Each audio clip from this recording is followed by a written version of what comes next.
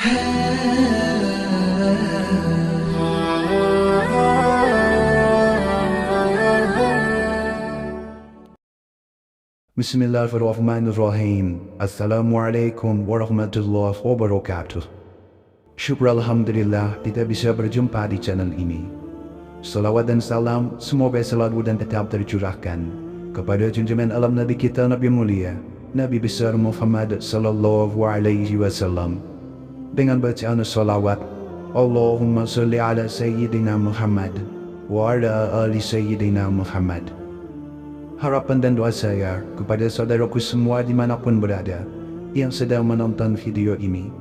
Semoga Allah Subhanahu wa Ta'ala senantiasa memberikan kesehatan keafiatan, dipanjangkan umur, dimurahkan rezeki, dimudahkan segala urusan, diampuni dosa-dosanya, serta tetap dalam lindungan Allah Subhanahu wa Ta'ala. Amin ya Rabbal Alamin. Saudara-saudaraku yang dirahmati Allah, ibadah solat merupakan tiang agama dan termasuk amalan yang pertama kali dihisab pada hari kiamat.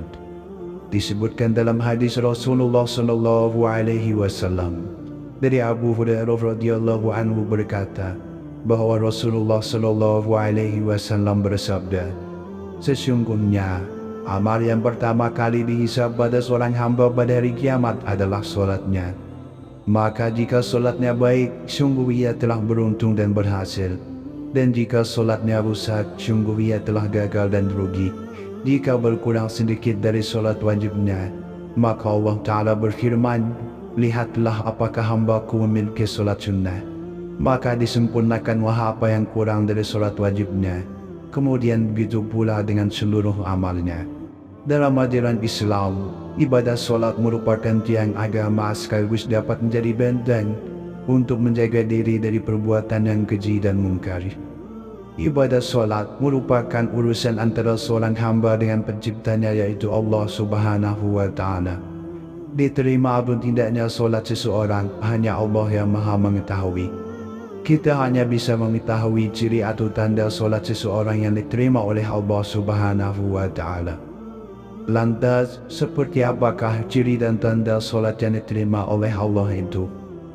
Dalam hadis qudsi Allah Subhanahu wa Ta'ala berfirman, sesungguhnya aku hanya akan menerima solat dari orang yang merendahkan diri dengan solatnya karena kebesaranku, yang tidak menyombongkan diri kepada makhlukku, yang tidak mengulangi maksiat kepadaku, yang mengisi sebagian siang dengan berzikir kepadaku, yang menyayangi orang miskin, orang dalam perjalanan, wanita yang ditinggal suaminya, dan yang mengasihi orang yang ditimpa musibah.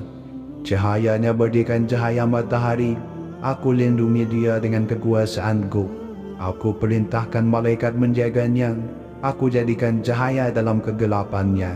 Aku berikan ilmu dalam ketidaktahuannya.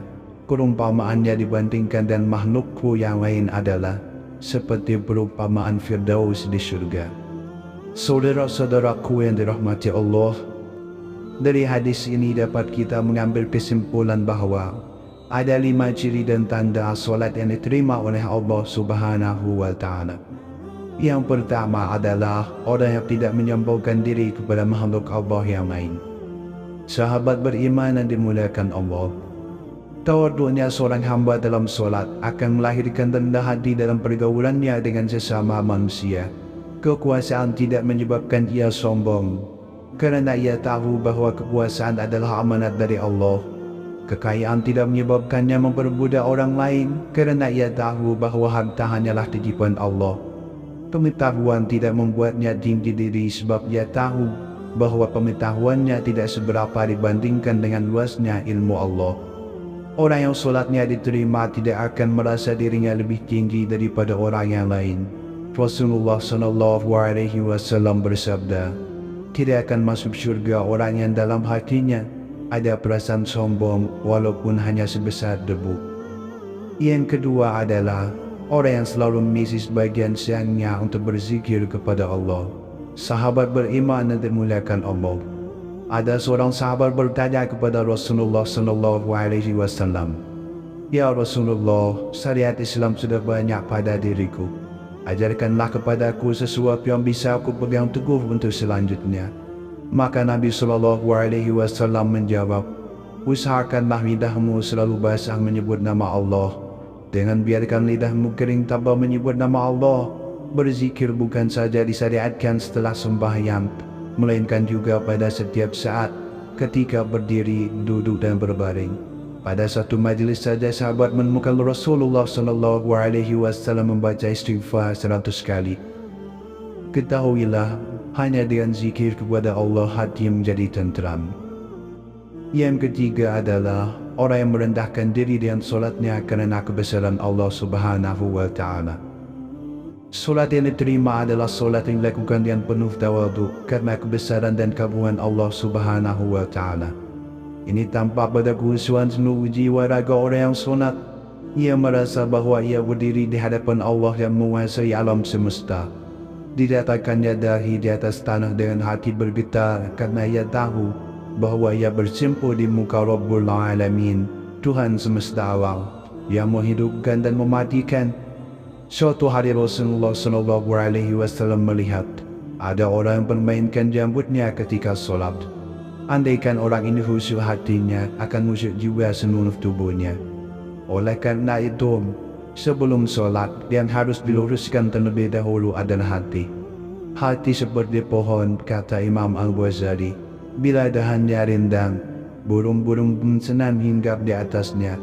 Bila hati bercabang, pikiran-pikiran dan nafsu pun senang bermain-main di dalamnya. Hadis qudsi yang kita baca di awal tadi menyatakan bahawa tawadhu merasakan kebesaran Allah Subhanahu wa Ta'ala adalah syarat pertama untuk mencapai kekhusyuan. Rasakan bahawa ketika kita solat, kita tidak lagi berada di dunia ini. Rasakan bahawa ketika kita solat, Allah Subhanahu wa Ta'ala mengawasi segala gerak-gerik kita, mendengarkan permohonan kita, menyaksikan rukuk dan sujud yang kita lakukan. Masukkan ke dalam hati dasarnya pertemuan dengan penguasa alam semesta. Putuskan semua cabang hati yang berhubungan dengan dunia ini. Diriwayatkan bahawa Ali bin Husain, bila beliau wudhu, wajahnya pucat, seakan-akan menghadapi sesuatu yang menakutkan. Ketika ditanya apa gerangan yang menimpanya ketika berwudhu, ia menjawab, tahukah kamu di hadapan siapa aku akan berdiri? Ali bin Husain ingin mengingatkan kita bahawa pada waktu solat, kita sedang berhadapan dengan Allah yang Maha Besar. Seorang di antara tabi'in, Khalid bin Ayyub, membiarkan marat yang hinggap di tubuhnya ketika ia solat. Ketika ditanya bagaimana ia bisa tahan menghadapi gangguan lalap, Khalid menjawab, saya dengar penjahat-penjahat tahan dicambuki cemeti raja dan bangga atas ketahanan mereka. Mengapa aku tahan terhadap lalat padahal aku berdiri di hadapan Allah Rabbul Alamin, Tuhan semesta alam? Inilah orang-orang yang solatnya diterima oleh Allah kerana merasa rendah diri di hadapan Allah tawadhu. Hilang juga kesombongannya terhadap sesama manusia. Semua makhluk tidak berarti di hadapan Allah Rabbul Izzati. Yang keempat adalah tidak mengulangi maksiat kepada Allah. Dalam hidup, sekali waktu kita pernah jatuh ke dalam maksiat kecil ataupun besar. Mungkin pernah kita palsukan angka dalam kwitansi. Mungkin pernah kita berdusta kepada orang lain. Mungkin kita pernah menyakiti hati tetangga. Mungkin kita juga pernah memanfaatkan jabatan untuk memperkaya diri. Bahkan mungkin juga pernah kita menyebabkan orang lain menderita dalam hidupnya. Barang siapa solatnya tidak menyebabkan dia menjauhi kekejian dan kemungkaran, maka solatnya hanya akan menambah dia jauh dari Allah. Solatnya bukan menjadi alat taqarrub mendekat kepada Allah, melainkan malah menjadi taba'ud, menjauhkan diri dari Allah Subhanahu wa Ta'ala. Oleh karena itu, bila selesai solat orang masih berdusta, maka solatnya akan dilipat seperti kain buruk yang dibanting ke wajahnya. Karena itu, bila selesai solat tidak lagi terharu melihat penderitaan orang lain, tidak mau memberikan pertolongan kepada mereka yang memerlukannya, tenggelam dalam kesenangan dirinya sendiri, maka ia termasuk dalam golongan yang disebutkan oleh Allah Subhanahu wa Ta'ala. Celakalah orang solat yang lalai dalam solatnya, yang ingin dilihat yang tidak mau memberikan pertolongan. Yang kelima adalah menyayangi orang miskin, orang dalam perjalanan, wanita yang ditinggalkan suaminya, dan mengasihi orang yang mendapatkan musibah. Sahabat beriman yang dimuliakan Allah, solat yang diterima oleh Allah Subhanahu wa Ta'ala akan tampak bekasnya dalam kehidupan orang yang melakukannya. Islam bukan saja datang untuk menegakkan akidah dan ibadah, melainkan juga membela manusia yang lemah, seperti fakir miskin, orang yang kehabisan bekal, janda yang ditinggalkan suaminya, dan orang yang menderita. Orang yang kaya membuat sudut kecil di rumahnya untuk solat tahajud di malam hari.